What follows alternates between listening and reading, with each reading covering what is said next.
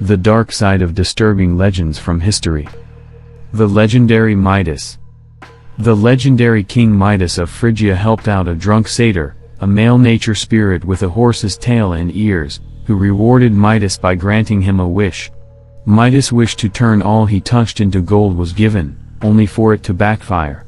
It made Midas fabulously wealthy in the short term, but it was not a superpower he could turn on and off at will. It remained permanently on, and all that Midas touched turned into gold, whether he wanted it to or not. That included his beloved daughter, who perished when Midas inadvertently turned her into a golden statue. His food and drink were also turned into gold, so Midas died of thirst and starvation, although in another version, the god Dionysus lifted the curse after Midas learned his lesson. The experience made Midas hate wealth and riches. So he left his palace and moved to the countryside to follow the simple life of a worshipper of Pan, the god of the wild. Later, Pan challenged the god Apollo to a musical contest, and Midas was one of the judges. All the judges and witnesses declared Apollo the winner, except Midas, who sided with Pan. A ticked-off Apollo stated that Midas must have the ears of an ass, and promptly turned the king's ears into those of a donkey. Of course, those legendary Midas stories never actually happened in real life. However, as seen below, several ancient kings of Phrygia, in modern Turkey, answered to that name, the real-life king with the golden touch. There actually was an 8th century BC King Midas of Phrygia, whom we know from ancient Greek and Assyrian sources. Per Greek sources, this King Midas married a princess, Hermodis, who is credited by some ancient sources with the invention of Greek coinage, or money. Phrygia, as an early adopter of coined money, probably experienced an economic boom in comparison to her neighbors, who still relied on the more inefficient barter system for trade. So from that perspective, it is not hard to see how the stories of Phrygia's King Midas with a golden touch got started. Simultaneously, Assyrian tablets from that period refer to a king, Mita, who attacked Assyria's East Anatolian territories. Concrete evidence of Midas' existence emerged in 1957 when archaeologist Rodney Young opened a massive tomb compound near the site of ancient Gordium in modern Turkey. Roughly 900 feet long and 160 feet high, it includes a royal burial from circa 740 BC. In it were found the remains of a coffin that hosted a 5'3" man in his 60s.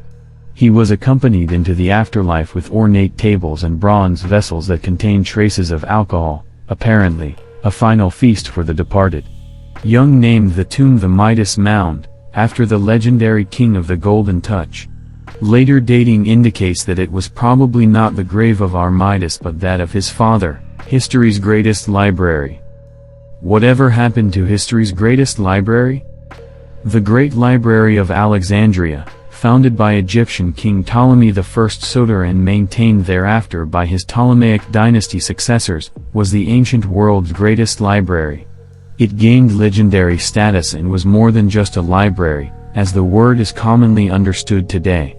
It did contain the ancient world's largest collection of books and tracts, to be sure, up to 400,000 scrolls, by some estimates. However, it was more than a big building compound with a lot of written material. Part of a larger research institution known as the Museion of Alexandria, the Great Library was also the ancient world's greatest educational and research center. The era's greatest thinkers, philosophers, mathematicians, scientists, poets, and other academics all flocked to Alexandria to study and exchange ideas. The establishment's lecture halls, meeting rooms, and gardens teemed with an educational and intellectual fervor and ferment that was not seen again for centuries. Then, at some point, the Great Library of Alexandria was lost to history, along with its vast store of ancient knowledge. That loss, and its disappearance as a research and higher education institute, is one of the greatest tragedies in the history of science, the arts, and knowledge in general. However, how the Great Library's demise came about has long been clouded by mystery and myth. There are various accounts of how the Great Library of Alexandria was destroyed.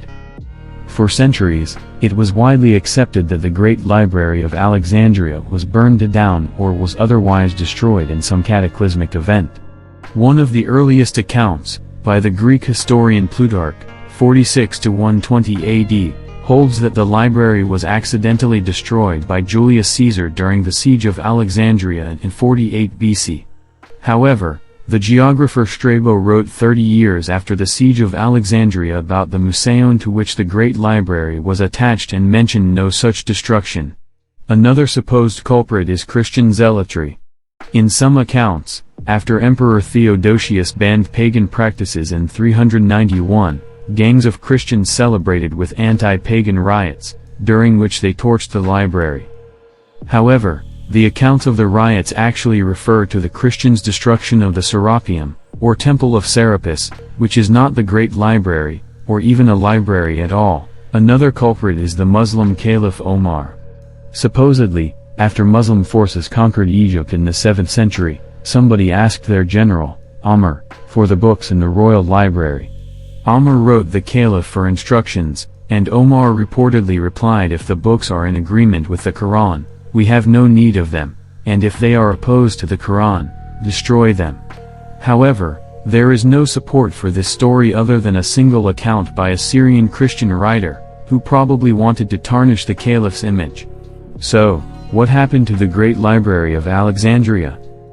The Great Library's demise was anticlimactic and without drama. There is no archaeological evidence to support any account of the cataclysmic destruction of the Great Library of Alexandria. The likeliest culprit is something more prosaic and petty: budget cutbacks. Egypt's Ptolemaic dynasty had generously supported the Great Library. They did so because they believed in its mission and also because its presence lent their capital city of Alexandria significant prestige as the ancient world's greatest educational center. That changed after the Romans conquered Egypt in 30 BC. The new rulers had no particular attachment to the Great Library, so they did not support it like the Ptolemaic rulers had. Additionally, Alexandria in the Roman period saw many riots between its Greek, Jewish, and native Egyptian populations. That was not the most inviting environment for scholars. More significantly, Emperor Marcus Aurelius suspended the Museon's revenue, eliminated its member stipends, and expelled all foreign scholars from Alexandria. The Great Library's significance in the ancient world was based not on its being a repository of scrolls but on its scholarship. When Marcus Aurelius essentially fired the scholars and forbade new students, he effectively shut down the Great Library's operations. It would be analogous to the fate of MIT or Harvard if all their professors were fired and out-of-state students were prohibited from setting foot in Boston. Legendary 1. The real-life civilization behind a legendary 1. During the 2nd millennium BC, the Minoans, based on the Mediterranean island of Crete, created history's first naval trade empire. They also developed a particularly sophisticated and advanced civilization for that day and age. Then it all crashed down, due in large part to a natural disaster, the Thera volcanic eruption, circa 1642 to 1540 BC, on what is today the Greek island of Santorini. It was one of the most powerful volcanic blasts in recorded history, estimated to have been about 4 times stronger than the gigantic Krakatoa explosion of 1883. The eruption sundered the island of Thera and wiped out the Minoan settlement of nearby Arcotri and nearby islands. In addition to the immediate devastation of Thera and the islands in its vicinity, the eruption produced powerful tsunamis that devastated Crete. The widespread destruction contributed to the decline of the Minoan civilization and paved the way for its extinction. Such a disaster, which came out of the blue like a bolt of lightning, gave rise to the legendary accounts of the vanished civilization of Atlantis, which was doomed by a natural catastrophe and swallowed by the sea. However, the impact of the Thera eruption went beyond the source material for a myth about a vanished civilization. It was one of history's most impactful natural disasters. Its consequences were felt not only in its own era but in a chain of causation that led directly to the world in which we live today. The vanished Minoans. The Minoans, who were later morphed in Greek mythology into the vanished civilization of the legendary Atlantis, had been the Mediterranean's greatest naval power. They were the dominant force in the Aegean, including what became Greece and the Greek world. As a trading power, the Minoans were oriented towards Egypt and the eastern Mediterranean and were strongly influenced by those civilizations.